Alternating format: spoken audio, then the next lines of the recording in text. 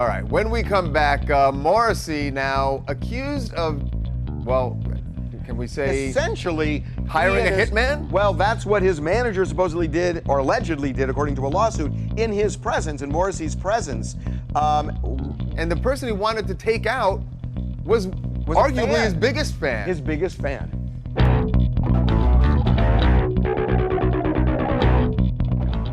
Welcome back to TMZ Live. Morrissey is now being accused of a really horrid crime against one of his fans, actually, arguably one of his biggest fans, that he had hired someone to at the very least, off him, to hurt him or off him. Yes, depending on who you ask. So there is a website that is called MorrisseySolo.com. And Morrissey hates this website and hates the person who runs it because he says it's probing too much into his personal stuff. So he has been on a mission against this website, wearing T-shirts on stage saying blank MorrisseySolo.com, whatnot. So according to this lawsuit filed by this bodyguard, the bodyguard says Morrissey hired him, and then suddenly, almost as soon as he gets hired, Morrissey starts suggesting any way we can hurt this guy. Actually, he's specific in the lawsuit where there's a conversation had between Morrissey, his tour manager, and the new bodyguard, where they insinuate that they, like you said, they want him to be hurt. They even go as far as to say the tour manager says, is there any way he can be gotten rid of? So insinuating maybe kill him, that get rid of him indefinitely. And he feels, the bodyguard, according to the lawsuit, that the next conversation with Morrissey directly was, hey, can you hurt him?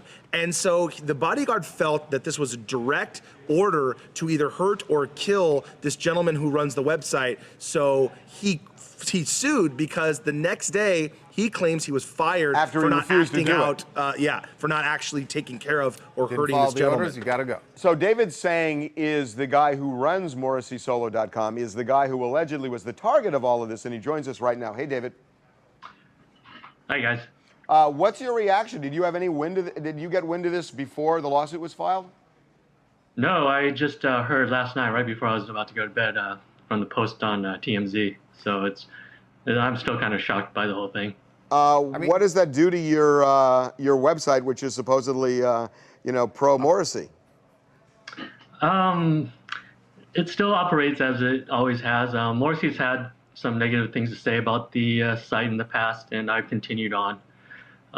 So this is actually kind of not that different than what I've had in the past. It's just a little more extreme.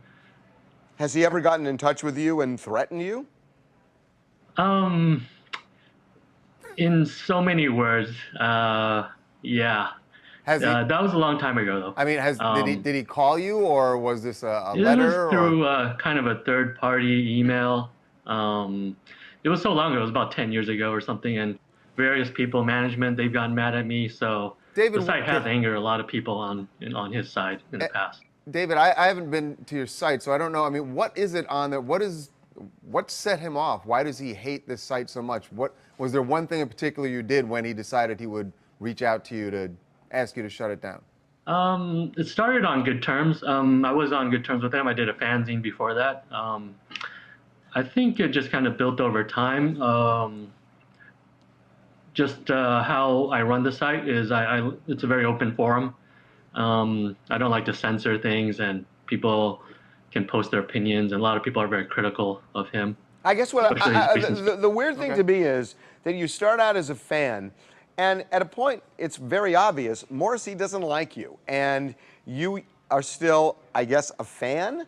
Why don't you just say, hey, if you don't want me, screw you, and I'm shutting down?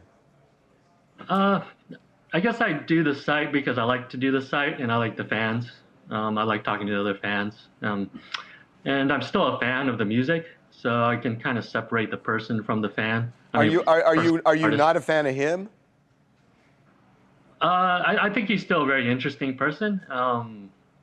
Like all the articles recently, all the things he says in interviews and things he does in the press, I'm still very interested in. David, can I ask you a question? It's Mike from the newsroom. One of the things in the lawsuit is about Morrissey hiring the security guard because he has asked everybody on the tour stops to not let you into any of the shows. The way it seems is that there must have been some physical encounter between you and him, because he's very clear he doesn't want you even in the stadium. Is that just because of your website, or did you guys actually have some physical altercation? No, that was because of the website. I actually traveled to Denmark to see a show. I used to go to all the shows. I've been to several hundred, I've lost count, concerts. So 3 years ago, 2011, I went to Denmark to see a show, and I was pointed out and not allowed in. And from there, he kind of issued a press release saying I was banned. David, it might be time to move on to another artist, like maybe a Bieber site. Pearl Jam. Try a Bieber Yeah, site. try Justin Bieber. There's plenty going on there.